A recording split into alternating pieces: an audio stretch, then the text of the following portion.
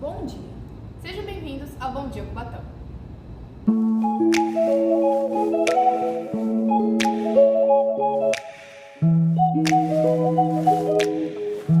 Agora fiquem com as principais notícias da semana. Indústrias pequenas são menos afetadas por escassez de matéria-prima, aponta CNI. Bloqueio nas estradas podem acarretar em descarte de alimentos de sucessão industrial. A produção industrial caiu em 0,7% em setembro, de acordo com o IBGE. PMI industrial da Alemanha cai em 45,7% em outubro, com contínua contração. Voltamos logo após os comerciais.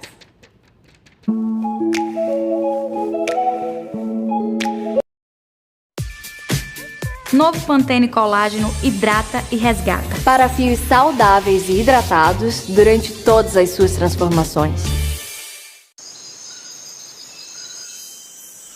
Uma vez que a velocidade aumenta, é difícil desacelerar, até que você descobre a pausa.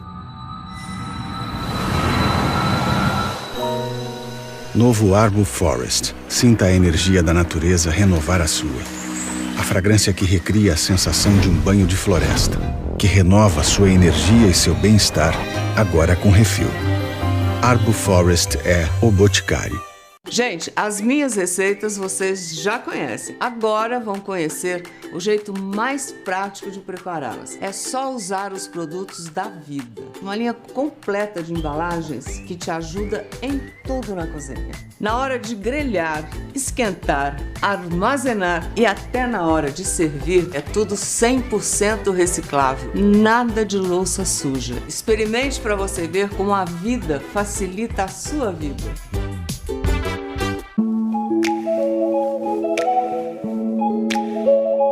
Bom dia! Agora vou estar falando sobre a previsão do tempo dessa semana na Baixada Santista, começando pela cidade de Bertioga, que estará um dia ensolarado com poucas nuvens. Em Santos, o sol estará entre as nuvens. Guarujá terá pancadas de chuva. Em São Vicente, a parte da manhã estará ensolarada, mas a partir de tarde começará a chover. Em Praia Grande estará um dia nublado. Em Cubatão, terá grandes pancadas de chuva. Mongaguá estará um sol entre as nuvens. Em Itanhaém estará um dia nublado. Em Peruíbe estará um dia ensolarado com pancadas de chuva a partir de tarde. É com vocês, meninas. A era das revoluções industriais trouxe grandes modificações no campo industrial, mas embora isso traga melhorias no aumento da produção, trouxe também consequências, como na flexibilização de mercado, malefícios ambientais e sociais. Por exemplo, a terceira revolução industrial, que veio trazendo melhorias no campo da robótica, genética, informática, telecomunicações e eletrônica, trazendo assim um aumento da produção que permitiu o aumento dos lucros por conta da demanda que estava crescendo.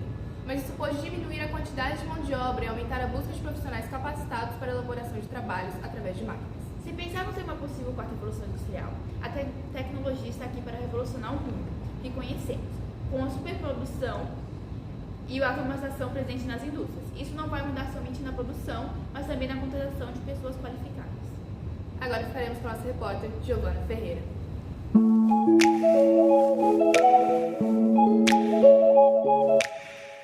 Bom dia, Hilary, bom dia, Eduarda, bom dia a todos. Estamos aqui com Bom Dia Cubatão. Bom dia, Ari, você poderia contar um pouquinho pra gente sobre você? Bom, sou profissional de logística, né? Tenho 49 anos, sou formado em logística e transporte, em engenharia de produção e sou consultor, assessor de logística. Tenho uma empresa de assessoria em ensino e assessoria em logística e me dedico à docência do ensino técnico superior desde 2016. Inclusive aqui em Cubatão eu ministro aula no curso técnico de logística, administração, contabilidade e também informática desde 2016. Ótimo. De que forma a terceira revolução industrial impactou no polo industrial de Cubatão? Bom, a terceira revolução industrial ela está ligada diretamente à informática, né? Então, com a evolução da informática, microprocessadores, computadores, tudo que a gente conhece até o dia de hoje sobre computação, né? Área computacional, as empresas passaram a ter o seu modo de gestão mudado da maneira como era antigamente, que era pura e simplesmente departamentalista, para ter um sistema totalmente integrado. Então passou-se a ter preocupações com ISO 9000, que é um sistema de certificação que a empresa recebe por prestação de serviços, né? A questão da ISO 14000 com vistas aí à preservação do meio ambiente, né? A ISO 28000 para algumas empresas, dependendo da empresa também, se ela trabalha com transporte rodoviário ou ferroviário, o SASMAC, né, que é um sistema de avaliação de meio ambiente, saúde, segurança e qualidade. E isso com certeza tornou as empresas muito mais competitivas. Nós temos um exemplo de empresas aqui que, justamente por poder contar com a terceira revolução industrial, elas puderam observar seus métodos de gestão, o resultado dos seus trabalhos, tornar-se cada vez mais competitivo, até porque o mercado é dinâmico, né? As empresas competem entre si e quem oferece o melhor serviço ao menor custo tende a conquistar mais clientes e consolidar aqueles que ela já tem. Então, o impacto é sempre positivo, do ponto de vista da gestão e até mesmo da gestão de pessoas também, né? Consolidação de talentos, promoção de pessoal, qualificação profissional e também a oportunidade de gerar novas vagas de emprego na região. Né? Tanto que nós temos pessoas que vêm do ABC de São Paulo para trabalhar aqui conosco. Como a quarta revolução industrial vai influenciar na dinâmica das indústrias regionais? A quarta revolução industrial ela tem muito a ver com logística de fato, né? Porque a quarta revolução industrial tem a ver com a gestão dos processos, não mais somente na pura e simples gestão da empresa. Então, gestão dos processos. Analisando o processo de cada empresa, você vai ter com certeza realidade aumentada, vai ter muito de internet das coisas, o uso imprescindível da internet, até porque sem internet você não tem revolução, a quarta revolução industrial, que no caso aí é a indústria 4.0, né? Sem informática você não consegue fazer nada disso. Então, muito armazenamento em nuvem, a redução drástica ou até a eliminação do uso de papéis, muito digital, né? Painéis espalhados por vários pontos da área fabril, para que os operadores, para que o pessoal que está no chão de fábrica, de fato, tenham noção em tempo real das suas metas, dos problemas que estão acontecendo, compartilhamento de informações por todos os níveis, já não fica somente aquilo que é gerencial preso somente ao gerente, aquilo que é da área da coordenação somente com os coordenadores, com os encarregados. Então, as informações são compartilhadas. Então, existe aquilo que a gente chama de visão de dono. E como é que você faz com que a visão de dono seja implantada no colaborador? Passando informações para ele em tempo real. As reuniões vão existir, sim, só que por conta de muito uso da informação e a disseminação dela por todos os colaboradores, com certeza você vai ter condições de atingir metas com muito mais facilidade. A assimilação daquilo que se precisa fazer e a correção de qualquer problema que surja ali é muito mais fácil de se resolver, porque a informação ela está a todo instante sendo compartilhada a todos. Aquele que está no chão de fábrica, aquele que está na portaria, aquele que precisa fazer uma expedição, que recebe uma carga, aquele que vai tratar uma matéria-prima para depois ter um resultado no final, que pode ser o produto final. Então, para as empresas de Cubatão, isso é mais do que bem-vindo. Muito embora a gente ainda está caminhando para a real implantação da indústria 4.0 na nossa região. Né? A nossa primeira indústria 4.0 é a fábrica da Mercedes-Benz aqui em São Bernardo, e um grande exemplo para todas as empresas do Brasil aqui que queiram aderir à quarta revolução industrial. Muito bem-vindo o modelo. Né? Qual o plano de extensão da ferrovia e o que vai alterar no seu deslocamento da carga? Então, o modal ferroviário no Brasil ele ficou por muito tempo aí, por políticas equivocadas, ele ficou por muito tempo subutilizado. Né? De 2019 para cá, nós tivemos aí, via o Ministério da Infraestrutura, né, que é o órgão executivo federal responsável por isso, em abrir uma série de autorizações para que a iniciativa privada pudesse, de fato, fazer com que o modal ferroviário tivesse um renascimento, por assim dizer. Tá?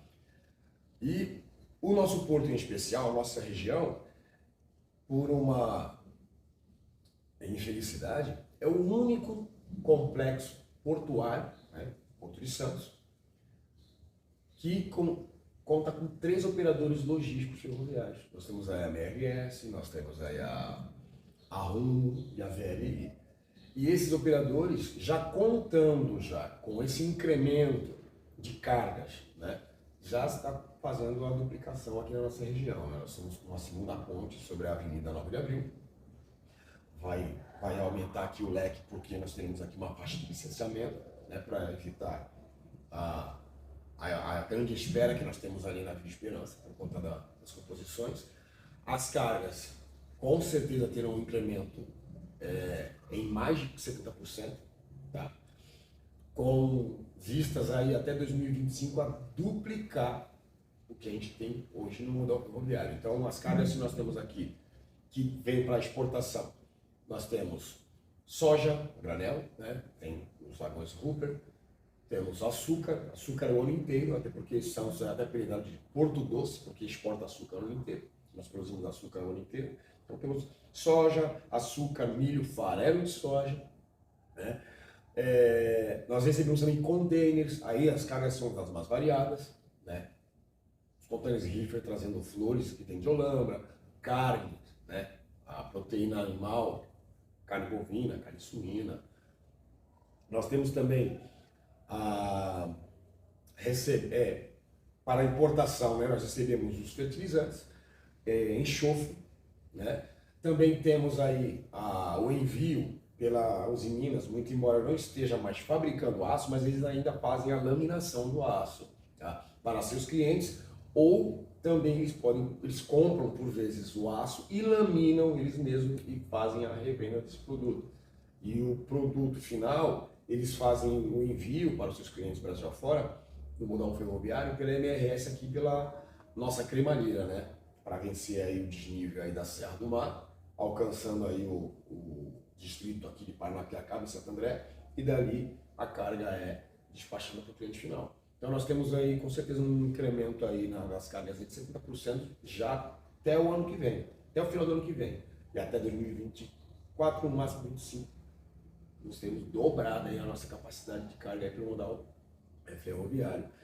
Creio que vai diversificar bastante, o número de caminhões tende a diminuir nas rodovias, e isso não é um problema, que fique bem claro, tá? Eu ouço dizer que vai faltar trabalho para o motorista autônomo, que as empresas de carga serão prejudicadas. Não. Pelo contrário, vai ter uma redistribuição, um realinhamento da nossa matriz de transporte, que é desbalanceada. Nós temos aí uma participação de mais de 60% do modal rodoviário, e por vezes se roda mais de 600 km com um caminhão, o que não é aconselhado. Acima de 600 km, você tem aí, com certeza, aí, o transporte rodoviário sendo economicamente inviável. Custa muito caro, né? E o custo do transporte é um dos fatores preponderantes para a operação logística, né?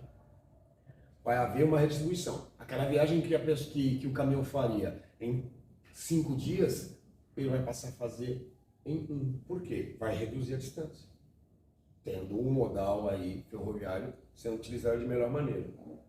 Ok, obrigada, Ari, por você ter aceitado nosso convite e ajudar no nosso trabalho, respondendo nossas perguntas. Agora, meninas, fiquem com o estúdio.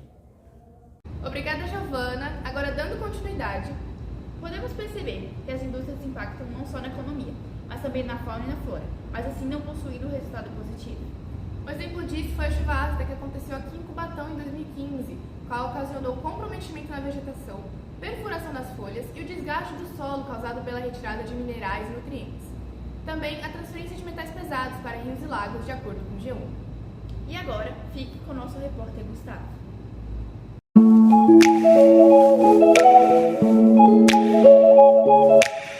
Bom dia, pessoal de casa. Eu estou aqui com o André, que vai responder algumas de nossas perguntas. Me fala um pouquinho sobre você, André. Boa tarde, bom dia, tudo bem, Gustavo? Bom, eu sou professor na ETEC, já fazem 16 anos, sou formado em Biologia, fiz Pedagogia, pós em Educação Superior e hoje eu estou fazendo mestrado em Ecologia. E obrigado pela oportunidade, Gustavo. A primeira pergunta é: quais são os impactos causados pelas indústrias no meio ambiente? A gente fala da questão de indústria, a gente tem que entender que a indústria hoje ela é importante para a gente na questão de transformação e na produção de um país. Para a gente não ter, por exemplo, dificuldade em determinadas coisas que nem a gente teve agora durante a pandemia de vários produtos e depender de outros países.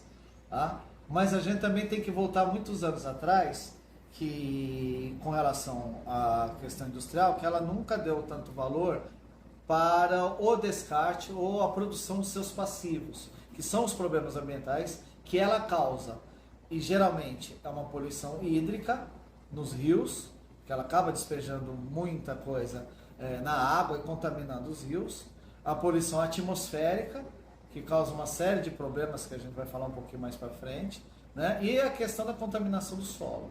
Então a indústria hoje, se ela não tiver um cuidado e uma preocupação ambiental, ela causa um impacto ambiental muito grande. Aí até hoje a gente tem alguns problemas, mas temos muitas legislações e órgãos que monitoram. Então a gente tem um grande exemplo, que é a cidade, o município de Cubatão, que passou por uma transição de degradação bem grande, né? Na década de 80, isso veio desde a década de 50, mas década de 80 que estourou tudo, até a presente data, quando a gente já tem um cuidado maior e uma preocupação maior com o meio ambiente. A segunda pergunta é: o que você faria para reduzir esses impactos? A primeira coisa que a gente tem que entender é que devem ter sempre políticas públicas relacionadas à questão do monitoramento da qualidade ambiental, né? Então, eu não digo mas eu como professor, educar os jovens e mostrar para eles os caminhos relacionados a essas políticas públicas, né? O que pode ser feito para minimizar o impacto de uma indústria ao despejar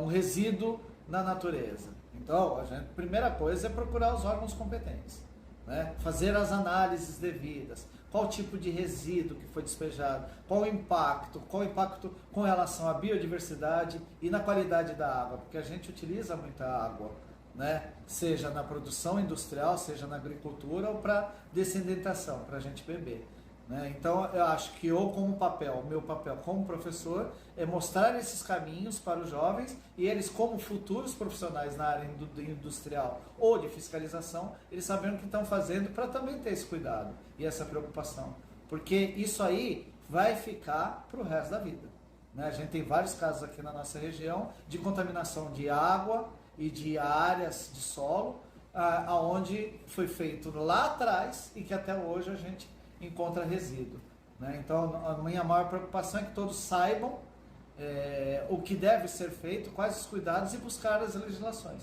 porque leis nós temos e órgãos competentes para isso. A terceira pergunta é: quais são as principais causas da poluição? Bom, vamos separar então a questão da poluição. Quando a gente fala na poluição, eu vou focar primeiro na questão da poluição atmosférica.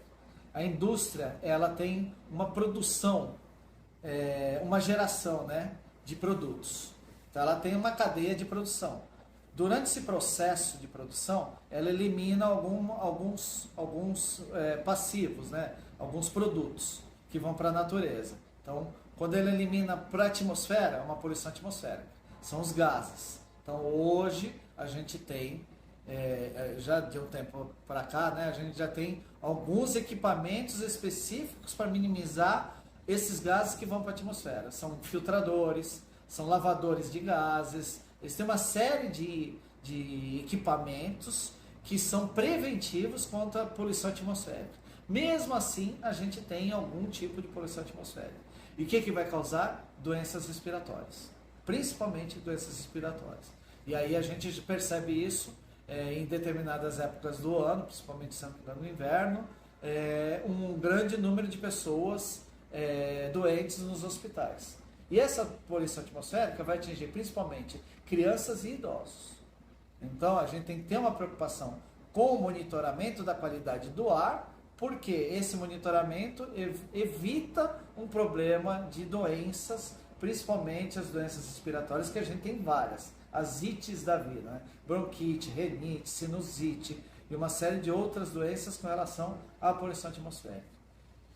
Poluição do solo, dependendo do contato que você tem no solo e dependendo do tipo de descarte que foi feito, é um problema muito grande. A gente tem um caso da Ródia, que foi despejado vários componentes químicos na natureza. Isso aí poluiu o solo e poluiu os lençóis freáticos. E aí eu já entro em poluição hídrica.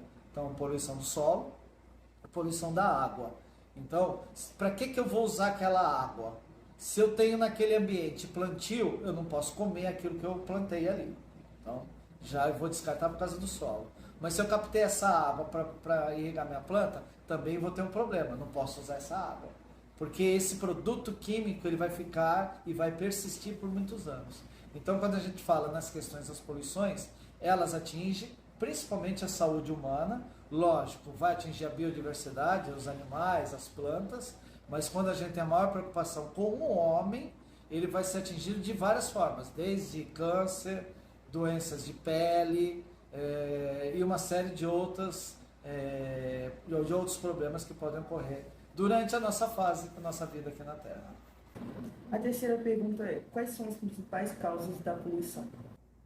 Vamos separar então a questão da poluição. Quando a gente fala na poluição, eu vou focar primeiro na questão da poluição atmosférica.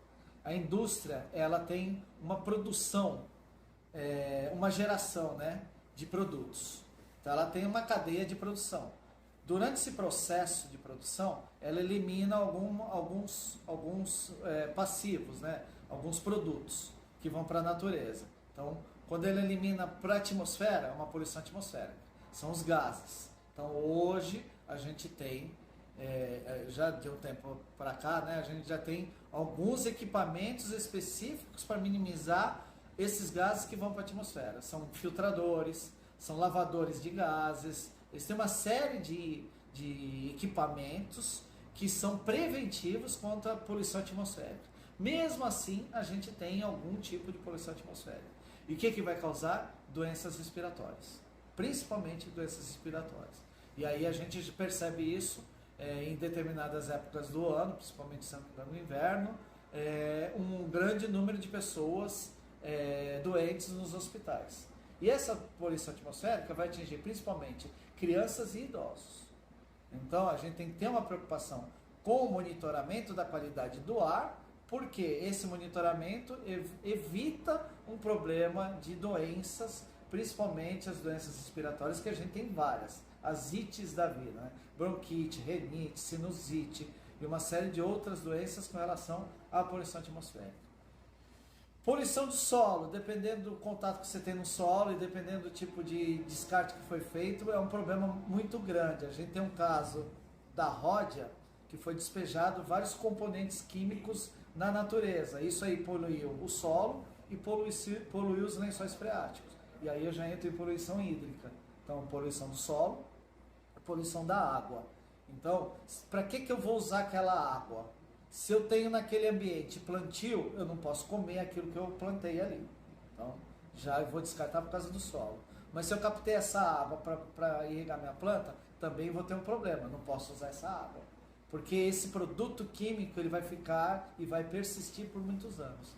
Então, quando a gente fala nas questões das poluições, elas atingem principalmente a saúde humana. Lógico, vai atingir a biodiversidade, os animais, as plantas, mas quando a gente tem a maior preocupação com o homem, ele vai ser atingido de várias formas, desde câncer, doenças de pele e uma série de outros problemas que podem ocorrer durante a nossa fase, a nossa vida aqui na Terra.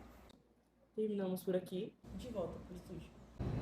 Dando continuidade, embora algumas indústrias deixem a desejar na preservação do meio ambiente, outras se preocupam pela causa ambiental tanto quanto a social dentro da empresa. Até porque as empresas aí não precisam de funcionários para a execução de serviços. Embora são utilizadas máquinas para proporcionar agilidade, nada como um trabalhador capacitado para realizar o serviço. Agora vamos passar para a nossa repórter Giovana Ferreira.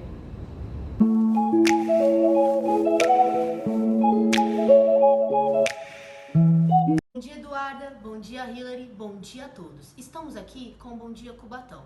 Agora iremos entrevistar Gilvan Francisco da Silva, que trabalha atualmente na Cesárea. Gilvan, Poderia contar um pouquinho pra gente a sua rotina de trabalho? A minha rotina de trabalho consiste em auxiliar na operação dentro do Grupo Cesárea. Eu sou motorista de carreta e trabalho movimentando contêineres, isotanques, carreta-tanques. Essa é a minha rotina de trabalho. Ok. Como a empresa valoriza as suas habilidades técnicas? A empresa valoriza minhas habilidades técnicas me capacitando através de cursos que ela faz lá mesmo dentro da empresa. Ótimo. O que você acha da automatização no processo industrial? Como isso altera no seu desempenho? Olha, no meu desempenho, eu acho que foi uma grande revolução, porque antigamente a gente trabalhava com papel, e isso, imagina uma pessoa perder o papel, todo o seu trabalho vai embora. Hoje não, hoje tem um tablet, a gente lança no sistema, com isso a automatização veio para revolucionar. Com isso a gente ganha tempo, produtividade. Então, para mim, a automatização foi uma revolução que aconteceu na indústria. Ótimo. Sabemos, na teoria, que a Cesárea se preocupa com a causa socioambiental. Mas isso acontece na prática? Você percebe essa preocupação na empresa? Sim. A Cesárea ela tem vários projetos na cultura, no esporte, na educação. Por exemplo, ela gerencia todos os seus resíduos, separa, na coleta seletiva, e doa para uma cooperativa de reciclagem da cidade de Cubatão. Além disso, ela auxiliou na reforma da Estação das Artes. Então, eu creio que a empresa contribui muito com o socioambiental. Ótimo. Obrigada, Gilvan, por você ter aceitado o nosso convite de vir aqui ajudar no nosso trabalho. Agora, fique com o estúdio. Para finalizar, produzimos essa matéria com o objetivo de mostrar os impactos ambientais e sociais que as empresas cubatenses trazem para a cidade.